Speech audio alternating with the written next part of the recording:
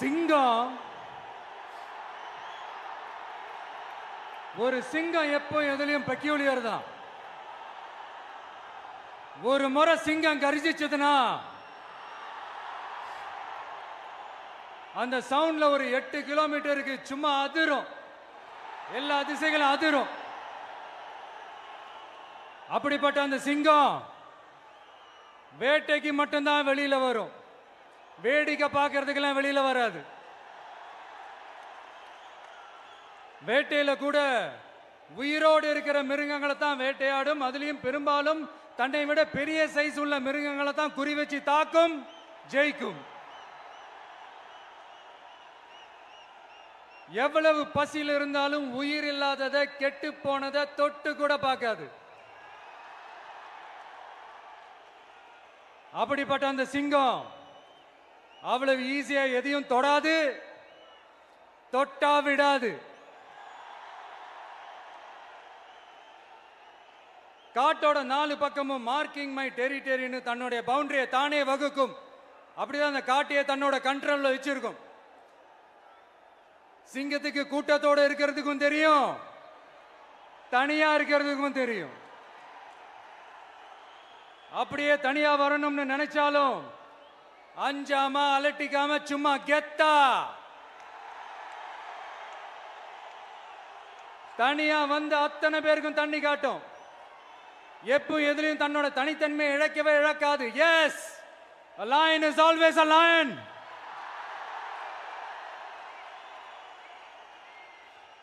There are so many jackals and other animals in the forest, but there will be only one lion. And even if it is single, it will be the king of jungle. It is not only a description but also a clear declaration. சிங்கத்தை பத்தி பேசிட்டு நம்ம சிங்க குட்டிகளையும் சிங்க பெண்களையும் பத்தி நம்ம பேசாம இருக்க முடியுமா? அவங்கள எப்படி நான் மறப்பேன்? அவங்க தான் என்னுடைய உயிராச்சே, என் நெஞ்சில் குடியிருக்கும்.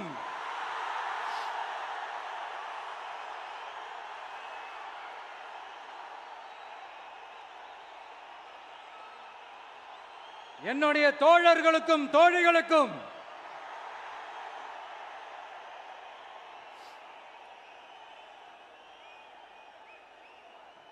நேர்ல வர முடியாத சூழல்ல வீட்டில் இருந்துகிட்டே நம்மளோட இந்த மாநாட்டில் நேரலை வாயிலாக கலந்துகிட்டு இருக்கிற என்னுடைய அம்மாக்கள், அக்கா தங்கைகள், அண்ணன் தம்பிகள், நண்பர்கள் அனைவருக்கும் என்னோட உயிர் வணக்கம்.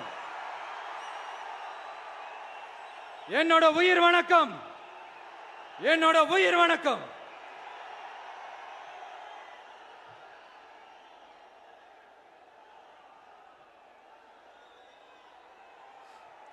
வீரம் விளையும் மாமதுரை மண்ணை வணங்குகிறேன். இந்த மதுரைனாலே உடனே ஞாபகத்துக்கு வரது சீறி பாஞ்சி துள்ளி குதிக்கிற யாருக்கும் அடங்காத காளைகள் விளையாடுற அலங்காநல்லூர் ஜல்லிக்கட்டு தான். நம்ம வைகை ஆறு தான். அழகர் ஆத்துல இறங்குற வைபவம், மதுரை மீனாட்சி அம்மன். இந்த மண்ணோட உண்மையான குணம் உணர்வு பூர்வமான மண் இது. அது மட்டும் இல்ல, இந்த மண்ணில் வாழ்ற மக்களும் அப்படித்தான் உணர்வு பூர்வமான ஆளுங்க. நான் இந்த மண்ணில் கால் எடுத்து வச்ச உடனே ஒரே ஒருத்தரை பத்தி தான் மனசுக்குள்ள ஓடிக்கிட்டே இருந்தது. அவர் யாருன்னு உங்களுக்கும் தெரிஞ்சிருக்கும். சினிமானாலும் சரி, அரசியல்னாலும் சரி, நமக்கு ரொம்ப ரொம்ப பிடிச்சது புரட்சி தலைவர் எம்ஜிஆர் அவர்கள் தான். அவரோட பழகிறதுக்கு எனக்கு வாய்ப்பு கிடைக்கல. ஆனா அவரை மாதிரியே குணம் கொண்ட என்னுடைய அண்ணன் புரட்சி கலைஞர் கேப்டன் விஜயகாந்த் அவர்களோட பழகிறதுக்கு எனக்கு நிறையவே வாய்ப்பு கிடைச்சது. அவரும் இந்த மதுரை மண்ணை சேர்ந்தவர் தானே, அவரை மறக்க முடியுமா? தமிழ்நாட்டு மக்கள் உணர்வுபூர்வமா உண்மையா நம்ம பக்கத்திலே நிக்கிறவங்க, அதுக்கு ஒரு மிகப்பெரிய அடையாளம் தான் இந்த மதுரை மண். நம்ம தமிழக வெற்றி கழகம் கையில் எடுத்திருக்கிற அரசியலும் அப்படித்தான். உண்மையான அரசியல், உணர்வு பூர்வமான அரசியல், நல்ல அரசியல், நல்லவங்களுக்கான அரசியல், நாட்டு மக்களுக்கான அரசியல், நல்லது மட்டுமே செய்கிற அரசியல்.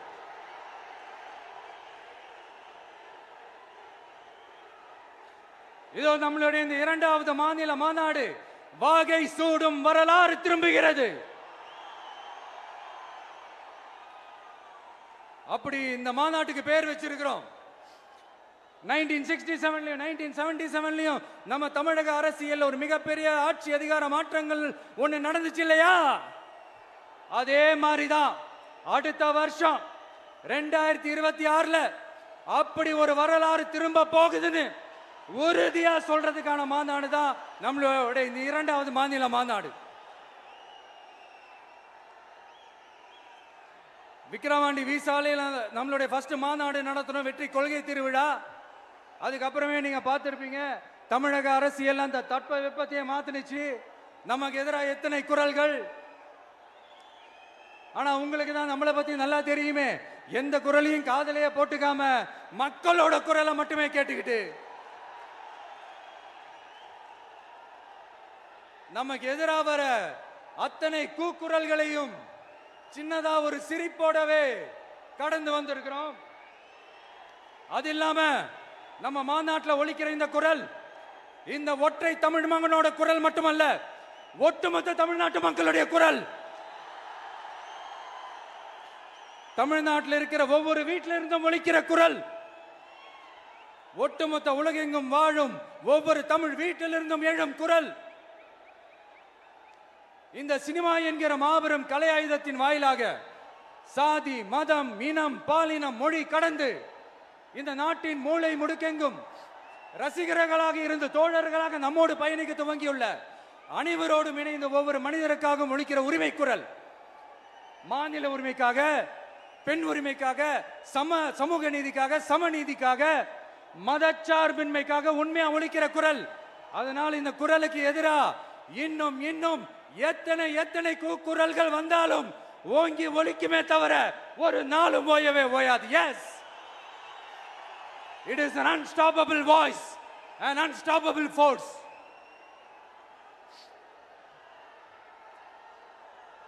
நம்ம அரசியலுக்கு வர்றதுக்கு முன்னாடி அட இவரெல்லாம் வர மாட்டாரியா, அவரே வரல, இவரே வரல, இவருங்க வர போறாரு அப்படின்ட்டு நிறைய பேர் ஜோஷியம் சொன்னாங்க.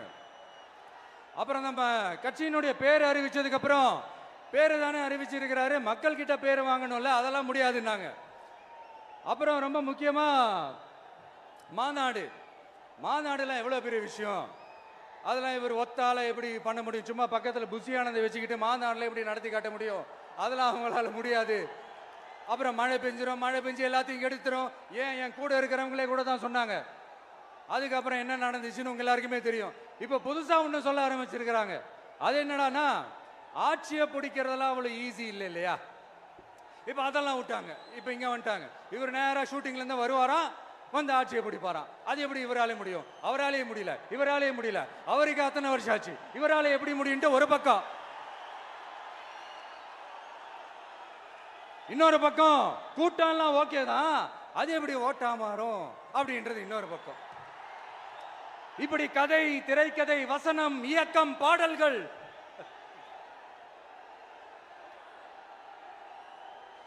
அதனால இந்த அரசியல் ஆய்வாளர்களுக்கு நான் சொல்றதெல்லாம் ஒன்னேதான், நல்லா கேட்டுக்கங்க.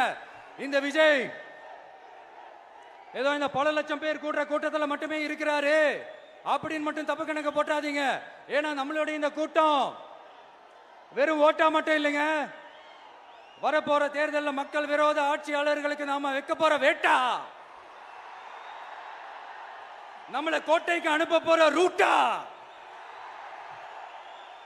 இருக்க போதுன்னு சீக்கிரமாவே தெரிஞ்சுப்பீங்க. ஏன்னா கோடிக்கணக்கானவங்களோட ஹார்ட்லயும் வீட்லயும் ஏற்கனவே ஆல்ரெடி உயிரா, உணர்வா, உறவா இருக்கிறோம். நம்மளுடைய கனெக்ட் எல்லாம் வெறும் மக்களோட மட்டும்தான். நாம யாருன்னு அவங்களுக்கு தெரியும், அவங்க யாருன்னு நமக்கு தெரியும். நாமளும் நம்ம மக்களும் எப்படி இருக்கிறோம்னு எதிரிங்களுக்கு நல்லாவே தெரியும். இருந்தாலும் இந்த விஜய் எதுக்குப்பா வந்திருக்கிறாரு, இவர் என்ன புதுசா என்ன திட்டம்லாம் சொல்லிட்டாரு அப்படின்னு வேற நிறைய கேள்விகள். இந்த சொல்றேன் தெரிஞ்சுக்கங்க. பெண் குழந்தைகள், பெண்கள் மற்றும் வயசானவங்களோட பாதுகாப்புல தான் நம்ம பிரையாரிட்டியே.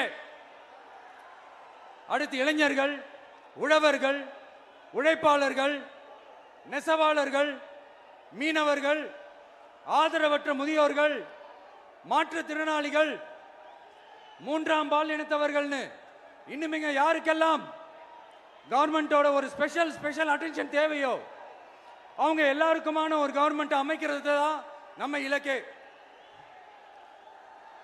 நான் ஏற்கனவே சொன்னது தான் இங்க நான் திரும்பவும் சொல்றேன். நம்மளுடைய இந்த தமிழக வெற்றி கழகம் ஏதோ அரசியல் ஆதாயத்துக்காக தொடங்கப்பட்ட கட்சியெல்லாம் கிடையாதுங்க. கொள்கை கோட்பாடுகளோடு தந்தை பெரியார், பெருந்தலைவர் காமராஜர், அண்ணல் அம்பேத்கர், வீரமங்க வேலு நாச்சியார், மக்கள் சேவகர் அஞ்சலை அம்மாள், நம்மளுடைய 5 கொள்கை தலைவர்களோட வழிகாட்டுதல்களோடு தொடங்கப்பட்ட கட்சி. நம்ம ஸ்டாண்ட்ல நாம எப்பவுமே ஸ்ட்ராங்கா தாங்க இருக்கிறோம். அதுல எந்த மாற்றத்துக்கோ எந்த சமரசத்துக்கோ துளி கூட இடமில்லை. நம்மளுடைய ஒரே கொள்கை எதிரி பாஜக தான்.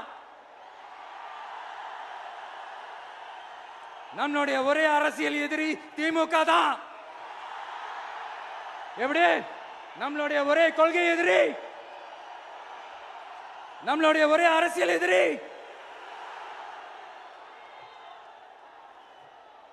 ஏதோ அண்டர் கிரவுண்ட் ஆதாயத்துக்காக டீல் போட்டுக்கிட்டு டீல் பேசிக்கிட்டு இந்த அலையன்ஸ் வச்சுக்கிட்டு இந்த ஊரை ஏமாத்துற கட்சி எல்லாம் நம்ம டிவிக்கே கிடையாதுங்க. யாருக்காகவும் எதுக்காகவும் எந்த பயமும் கிடையாது.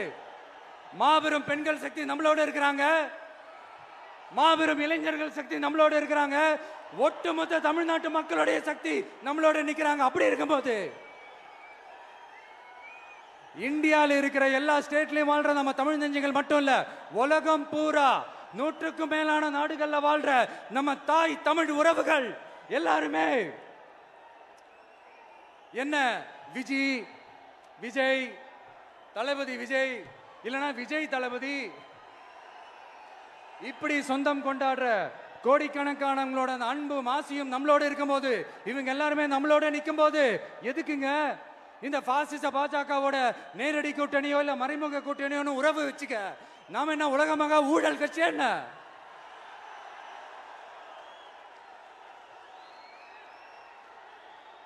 நம்மளை பத்தி சின்னதா ஒரு உண்மை ஒண்ணு சொல்லலாமா? என்னடா இவர் வாயால இப்படி சொல்றாருன்ட்டு யாரும் தவறா நினைச்சுக்க வேணாம். ஏன்னா இது ஒரு விதத்துல ஒரு ஃபேக்டும் கூட. அதனாலதான் நான் சொல்லணும்னு ஆசைப்படுறேன். நம்ம யார் தெரியும்ல? நாம எல்லாருமே சொல்றேன். நாம யார் தெரியும்ல? இந்தியாவின் மாபெரும் மக்கள் சக்தி கொண்ட ஒரு மகத்தான வெகுஜன மக்கள் படை.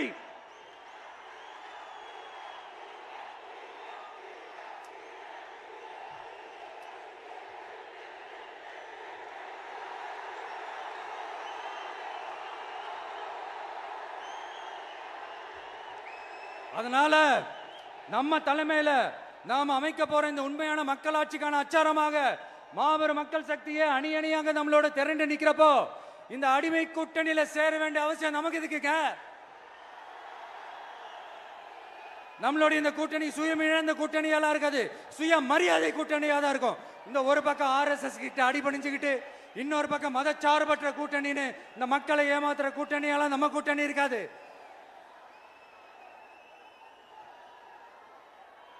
நான் இப்பவும் சொல்றேன், நம்மளை நம்பி வர்றவங்களுக்கு ஆட்சியிலும் அதிகாரத்திலும் உறுதியாக பங்களிப்பு செய்யப்படும். உடனே இந்த கேள்விகள்லாம் வரும். அப்ப யாரு கூட்டணி, யாரு வரா, யாரு போறா, இந்த கேள்விகள்லாம் வரும். இந்த கேள்விகளுக்கெல்லாம் ஒரே ஒரு பதில் தான், சஸ்பென்ஸ்ல சஞ்சாரம் செய்யுங்க. ஆனா ஒண்ணு, 2026ல 2 பேருக்கு நடுவுல தான் போட்டியே.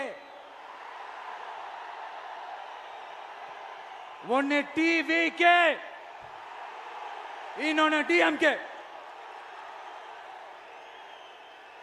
இந்த போட்டி எப்படி இருக்க போதுன்னா, இந்த அலையன்ஸை வச்சு எப்படியாவது நம்ம தப்பிச்சிடலாம். என்ன இந்த பழைய இந்த மேத்தமேட்டிக்ஸ் அரித்மேட்டிக்ஸ் இதெல்லாம் வச்சு எப்படியாவது நம்ம தப்பிச்சிடலாம் அப்படின்னு நினைக்கிறவங்களோட அந்த கனவு ஒரு நாளும் மைப்படாது. சரி, இப்ப நம்ம வேற ஒரு ஏரியாவுக்கு ஒண்ணு வருவோம். எதிர்காலம் வரும், என் கடமை வரும், இந்த கூட்டத்தின் ஆட்டத்தை ஒழிப்பேன்.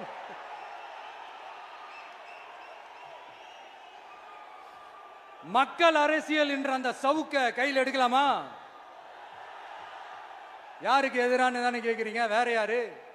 மறைமுக உறவுக்காரர்களான பாசிச பாஜகவும் பாய்சன் திமுகவும் தான். மாண்புமிகு பிரதமர் நரேந்திர மோடிஜி அவர்களே, 3வது முறையா ஒன்றியத்தோட ஆட்சி அதிகாரத்தை நீங்க தானே கையில் வச்சிருக்கிறீங்க. இல்ல நாங்க தெரியாம தான் கேட்கிறோம். நீங்க ஆட்சிக்கு வந்தது ஒட்டுமொத்த மக்களுக்கும் நல்லது செய்யவா, இல்ல நம்மளுடைய இந்த இஸ்லாமிய நண்பர்களுக்கும் இஸ்லாமிய தோழர்களுக்கும் எதிராக சதி செய்யவா? மக்களுக்கு உங்ககிட்ட கேட்கறதுக்குன்னு ஏராளமான கேள்விகள் இருக்குது. அதனால அவங்க சார்பா அவங்கள ஒருத்தனா அவங்களோட ஒரு உண்மையான ஒரு பிரதிநிதியா உங்ககிட்ட சில கேள்விகள் கேட்கணும். மிஸ்டர் பிரைம் மினிஸ்டர் அவர்களே, நம்ம தமிழ்நாட்டு மீனவர்கள் கிட்டத்தட்ட ஒரு 800 பேருக்கு மேல இலங்கை கடற்படையால தாக்கி அழிக்கப்பட்டிருக்கிறாங்க. அதை கண்டிக்கிறதுக்காக உங்களை பெருசா எதுவும் செய்ய சொல்லல, சின்னதா ஒண்ணே ஒண்ணு மட்டும் செஞ்சு கொடுங்க. இனிமேலாச்சும் எங்களுடைய மீனவர்கள் பாதுகாப்பா இருக்கிறதுக்காக இந்த கச்சத்தீவை இலங்கை கிட்ட இருந்து மீட்டு கொடுத்துருங்க, அது போதும். உங்களுடைய இந்த முரட்டு பிடிவாதத்தால நீங்க நடத்துற இந்த நீட்டு தேர்வு, அதனால இங்க என்னென்ன நடக்குதுன்னு சொல்றதுக்கே மனசு வலிக்குது. அதனால அந்த நீட்டு தேர்வு தேவையில்லைன்னு அறிவிச்சிருங்க, அது போதும். செய்வீர்களா திரு நரேந்திரபாய் தாமோதர் மோடிஜி அவர்களே? எங்களுக்கு என்னென்ன தேவையோ என்னென்ன நல்லதோ அதெல்லாம் செய்ய மாட்டேங்கிறீங்க. ஆனா ஆட்சி அதிகாரத்தை மட்டும் கையில வச்சுக்கிட்டு மக்களை ஏமாத்த நேரடியாக ஒரு பாசிச பாஜக அடிமை கூட்டணி ஒண்ணு. அடுத்து உங்களோட இந்த மைனாரிட்டி ஆட்சியை ஓட்டுறதுக்காக மறைமுகமாக RSS அடிமை குடும்பம்னு இன்னொரு கூட்டணி. இப்படி மக்கள் சக்தியே இல்லாத இந்த ஊழல் கட்சிகளை மிரட்டி அடிபணிய வச்சு 2029 வரைக்கும் சொகுசு பயணம் போயிடலாம்னு திட்டம் தீட்டி வச்சிருக்கிறீங்க. அதானே ஜி? என்ன ஜி? ஒண்ணு மட்டும் சொல்றேன், தெரிஞ்சுக்கங்க. என்னதான் நீங்க இந்த நேரடி மறைமுக கூட்டணி குட்டிகரணம் போட்டாலும் தாமரை இலையில தண்ணியே ஒட்டாது. தமிழக மக்கள் மட்டும் எப்படி ஒட்டுவாங்க?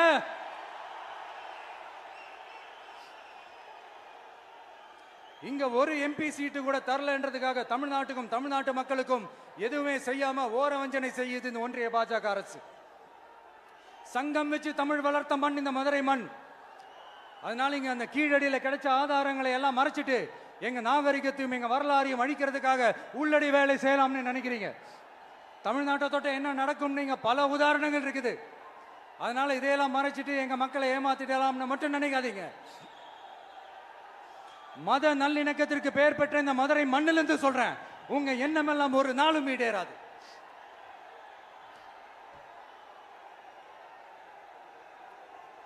எம்ஜிஆர்னா யார் தெரியும்ல? அவர் மாஸ்னா என்னன்னு தெரியும்ல? அவர் உயிரோடு இருக்கிற வரைக்கும் அந்த சிஎம் சீட்டை பத்தி ஒருத்தராலையும் நினைச்சு கூட பார்க்க முடியல, கனவு கூட காண முடியல. எப்படியாவது அந்த சிஎம் சீட்டை என்கிட்ட கொடுத்துருங்க, என் நண்பர் எம்ஜிஆர் திரும்ப வந்ததுக்கு அப்புறம் நான் திருப்பி கொடுத்துறேன்னு தன்னோட எதிரியை கூட மக்கள் கிட்ட கெஞ்ச வச்சவர் எம்ஜிஆர். எப்படி கெஞ்ச வச்சவர்? அதனால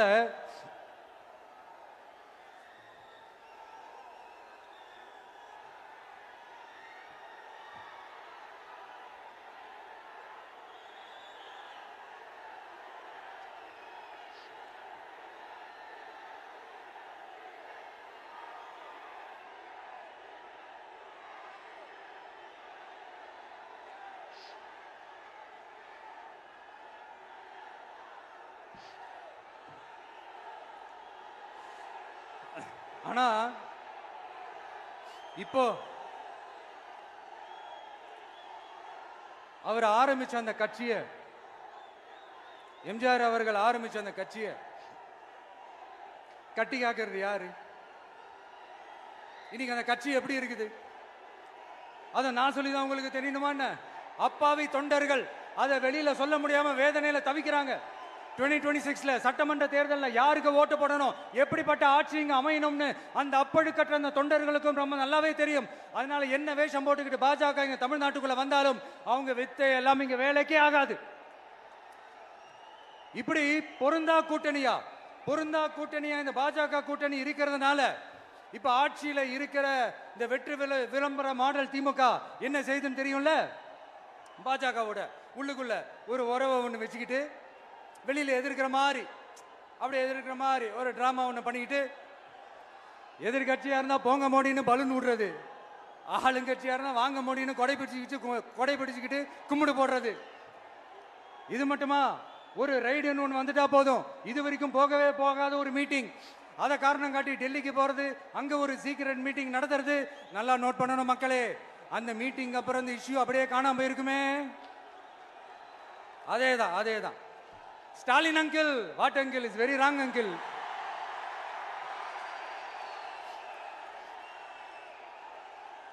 இப்படி தமிழ்நாட்டில் இப்ப நடக்கிற இந்த ஆட்சியினுடைய லட்சணத்தை பார்த்துக்கிட்டு நாம எப்படி சும்மா இருக்க முடியும்? ஒரு தவறு செய்தால், அதை தெரிந்து செய்தால், அவர் கபட நாடக மு.க. ஸ்டாலின் அங்கிளாகவே இருந்தாலும், அங்கிள் உங்களுக்கு மனசாட்சின்னு ஒன்று இருந்துச்சுன்னா நாங்க கேட்கிற கேள்விகளுக்கு மட்டும் கொஞ்சம் பதில் சொல்லுங்க அங்கிள். நீங்க நடத்துற இந்த ஆட்சியில நேர்மை இருக்கா? நியாயம் இருக்கா? ஊழல் இல்லாம இருக்கா? சட்டம் ஒழுங்கு சரியா இருக்கா? பெண்களுக்கு பாதுகாப்பு இருக்கா? பொதுமக்களுக்கு பாதுகாப்பு இருக்கா? இயற்கை வளங்களுக்கு பாதுகாப்பு இருக்கா? சொல்லுங்க மை டியர் அங்கிள், சொல்லுங்க. டாஸ்மாக்ல மட்டுமே இது வரைக்கும் 1000 கோடிக்கு மேல ஊழல்னு சொல்றாங்க. அதுல மட்டுமா தப்பு நடக்குது? வேற எதுல தான் நடக்கல? உலகத்திலே மிஸ்டர் கிளீன் ரெக்கார்ட்ஸ் எல்லாம் உங்களுக்கும் உங்க கூட இருக்கிறவங்களுக்கும் மட்டும்தான் அங்கிள் கொடுக்கணும். இதை பார்த்து வாயே இல்லாத ஊரு கூட வயிறு வலிக்கு சிரிக்குது. பெண்களுக்கு 1000 ரூபாய் கொடுத்துட்டீங்கன்னா போதுமா அங்கிள்? அப்படியே அது மூடி மறைச்சிடலான்னு பாக்குறீங்களா? படிக்கிற இடத்துல, வேலைக்கு போற இடத்துல, வெளியில போற இடத்துலன்னு அவங்களுக்கு பாதுகாப்பே இல்லைன்னு ஒட்டுமொத்த பெண்களும் கதறாங்க. அந்த கதறல் சத்தம் ஏதாவது உங்க காதுல கேக்குதா அங்கிள்? இதுல வேற உங்க அப்பான்னு கூப்பிடுறாங்கன்னு வேற சொல்றீங்க. What is this uncle? Is very very wrong uncle, is very very wrong. பெண்களுக்கு மட்டுமா பொய் வாக்குறுதி கொடுத்து ஏமாத்துறீங்க? அரசு ஊழியர்கள், ஆசிரியர்களை ஏமாத்துறீங்க, விவசாயிகளை ஏமாத்துறீங்க, பரந்தூர்ல பாதிப்பே வராதுன்னு சொல்லி ஏமாத்துறீங்க, மீனவர்களை ஏமாத்துறீங்க, போதைப் பொருள் கலாச்சாரத்தை ஒழிக்காம ஏமாத்துறீங்க. ஐயோ, very very first uncle, very very first. எப்படி கேட்டாலும் இவங்க கிட்ட இருந்து எந்த பதிலும் வரப்போறதில்லை. ஏன்னா இருந்தா தானே. இப்ப ஆட்சியில இருக்கிற நம்மளுடைய அங்கிள் பதில் சொல்றது இருக்கட்டும். மக்களை நீங்க சொல்லுங்க, நீங்க உண்மையை சொல்லுங்க. செய்வோம்னு சொன்னாங்களே, சொன்னதெல்லாம் செஞ்சாங்களா? உங்களை தான் கேக்குறேன், சொன்னதெல்லாம் செஞ்சாங்களா? சத்தமா மை டியர் அங்கிள், கேக்குதா? மக்களோட சத்தம் கேக்குதா? இது வெறும் சாதாரணமான முழக்கம் தான். கூடிய சீக்கிரம் மக்களை போய் சந்திக்க போறேன், அவங்களோட மனசு விட்டு பேச போறேன். அதுக்கப்புறம் இந்த சாதாரணமான முழக்கம் இடி முழக்கமா மாறும். அத்தோட நிக்காது. அந்த இடி முழக்கம் தமிழ்நாட்டோட போர் முழக்கமா மாறும். அந்த போர் முழக்கம் உங்களை ஒரு நிமிஷம் கூட தூங்க விடாது. நடக்குதா இல்லையான்னு பாருங்க. என்னடா இவன் இவ்வளவு ஸ்ட்ராங்கா சொல்றானேன்னு பாக்குறீங்களா? எல்லாரும் கட்சி ஆரம்பிச்சதுக்கு அப்புறம் தான் ஒவ்வொரு வீட்டுக்குள்ளேயும் போறதுக்கு ட்ரை பண்ணுவாங்க. ஆனா நாங்க அப்படி இல்லை. ஒவ்வொரு வீட்டுக்குள்ளேயும் போனதுக்கு அப்புறம் தான் கட்சியாவே ஆரம்பிச்சிருக்கிறோம்.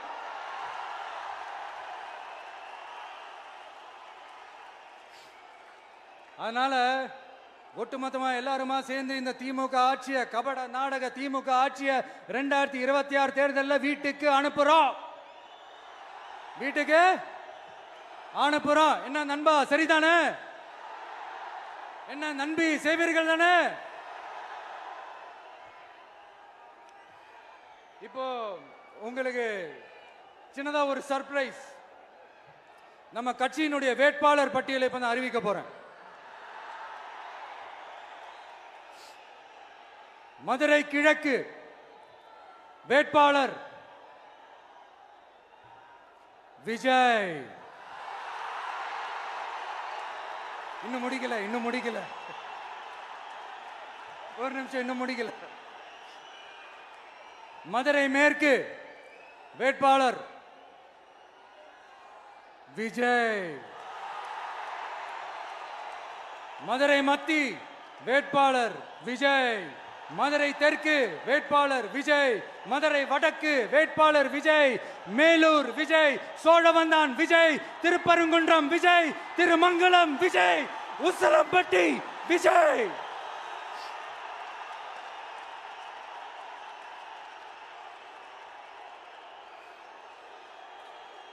என்னடா எல்லா தொகுதியிலையும் ஒரே வேட்பாளர்னு பாக்குறீங்களா? 234 தொகுதியிலையும் இந்த விஜய் தான், அதாவது உங்க விஜய் தான் உங்க சின்னம்.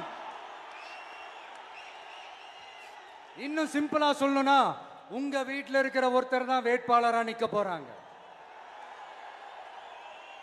அந்த வேட்பாளரும் நானும் வேறு வேறு இல்லை. நீங்க அவருக்கு ஓட்டு போட்டீங்கன்னா எனக்கு ஓட்டு போட்ட மாதிரி, இந்த முகத்துக்காக நீங்க ஓட்டு போட்டீங்கன்னா உங்க வீட்டில் இருக்கிற உங்களுடைய வேட்பாளர் ஜெயிச்ச மாதிரி. என்னடா இவர் ஏதோ ஓவரா சொல்றாருன்னு நினைக்க வேணாம். பிராக்டிக்கலா அப்படிதான் இருக்கும், அப்படிதான் இருக்கணும். நீங்களும் அப்படிதான் நினைப்பீங்கன்னு நான் நம்புறேன். ஏன்னா இது நம்மளை விட நம்ம எதிரிங்களுக்கு இன்னும் நல்லாவே தெரியும். அதனால எல்லாம் இந்த அதிகார பலம் எல்லாத்தையும் தூக்கிட்டு வந்துருவாங்க. வரட்டும், பாத்துக்கலாம். TVK will take it, TVK will meet it, TVK will compete with it and TVK will conquer it, TVK will conquer it.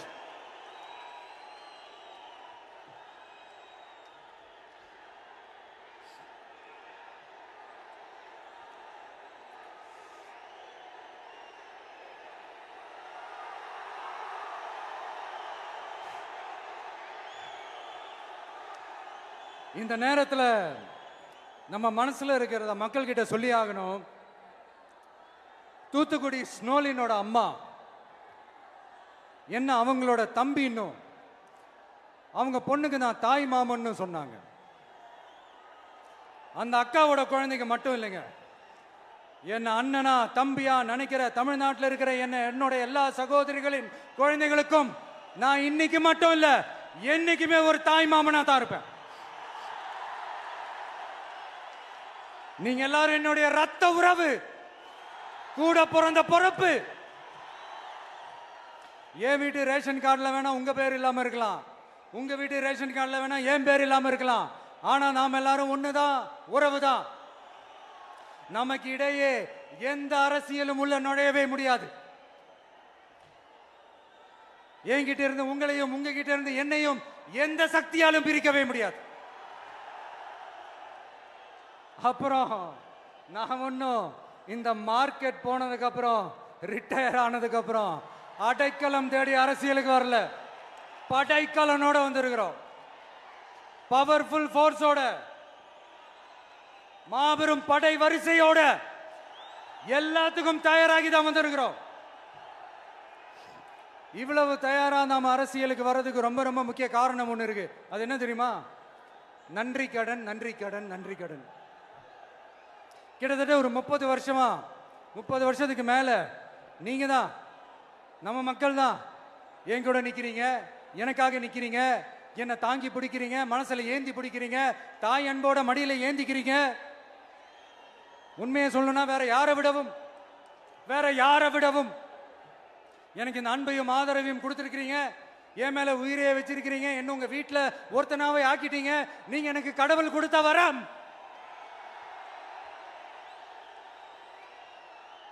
உலகம் பூரா நமக்காக நம்ம கூட நிக்கிற நம்ம மக்களை நான் எப்படி மறப்பேன்? நான் என் லைஃப்ல ரொம்ப உயிரா நினைக்கிறதே பெண்களை, குழந்தைங்களை, இளைஞர்களை, உழைக்கிற மக்களை தான். இவங்க தான் நம்மளோட வகைரா. இதை பார்த்து தான் நம்மளோட எதிரிகளுக்கு பத்தி எரியுது. அதுக்காக நாம் என்ன செய்ய முடியும்? அதனால நம்ம உறவுகளை, சொந்தத்தை, வகைராவை யாருக்காகவும் எதுக்காகவும் விட்டு கொடுக்க முடியாது இல்லையா? Here at this moment among this August gathering, I want to open my heart and say I enjoy people, I respect people, I worship people.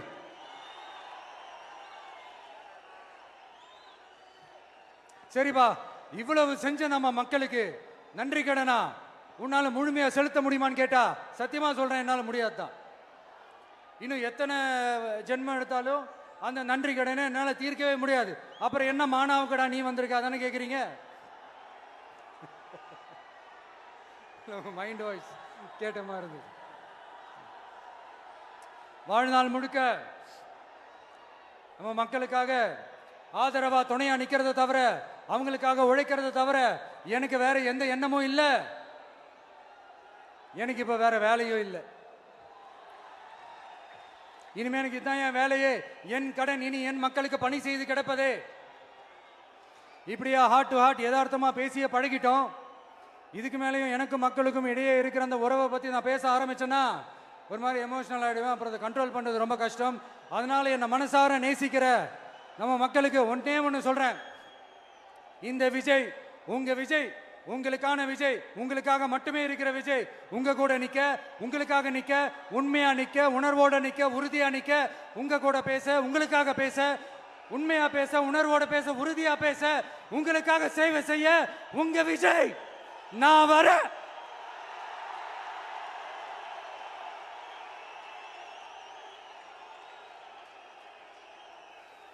சொல்லல முக்கியம், செயல் செயல் செயல் தான் முக்கியம். செய்கை தான் சும்மா சிறப்பா இருக்கணும். நான் ஆட்சிக்கு வந்தேன்னா சும்மா அது செய்வேன், இது செய்வேன், நல்லது செய்வேன், உருட்டுவேன், புரட்டுவேன், அதெல்லாம் கிடையாது. செய்யறதுக்கு, நல்லது செய்யறதுக்கு, நல்லது செய்யறதுக்கு மட்டும்தான் இந்த விஜய்.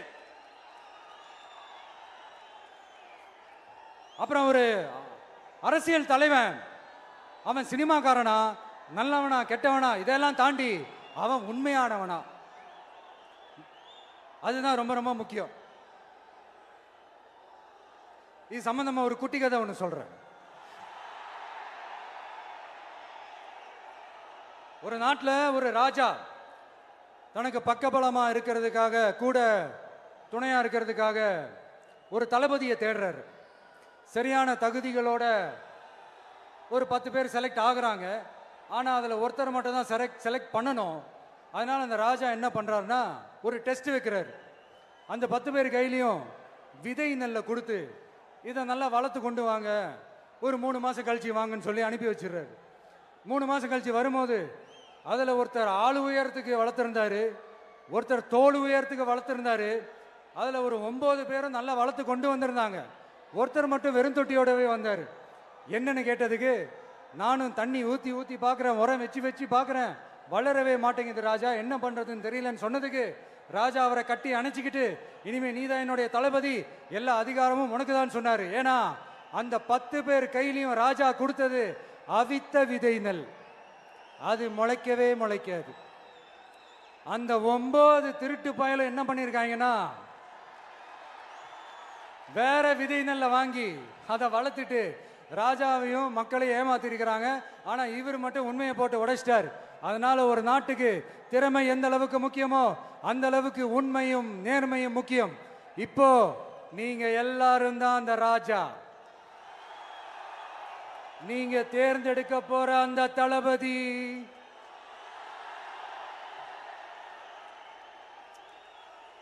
சும்மா சினிமாக்காரன் சினிமாக்காரன் சினிமாக்காரன். அம்பேத்கர் அவர்களை தோக்கடிச்சது சினிமாக்காரன் இல்ல, அரசியல்வாதி. காமராஜர் அவர்களை தோக்கடிச்சது, இங்க விருதுநகர் பகுதியில் தோக்கடிச்சது சினிமாக்காரன் இல்ல, இன்னொரு அரசியல்வாதி. இன்னைக்கும் நம்ம கூட வாழ்ந்துட்டு இருக்கிற நல்ல கண்ணு ஐயாவை தோக்கடிச்சது சினிமாக்காரன் இல்ல, அரசியல்வாதி. இப்படிப்பட்ட நல்ல நல்ல தலைவர்களை எதிர்த்து நின்று தோக்கடிக்கணும்னு அந்த எண்ணத்தை உருவாக்குனது சினிமாக்காரன் இல்ல, அரசியல்வாதி. அதனால எல்லா அரசியல்வாதியும் அறிவாளியும் கிடையாது, எல்லா சினிமாக்காரனும் முட்டாளும் கிடையாது. கான்பிடண்டா இருங்க, நல்லதே நடக்கும், வெற்றி நிச்சயம். மீண்டும் சந்திக்கும் வரை நன்றி, வணக்கம்.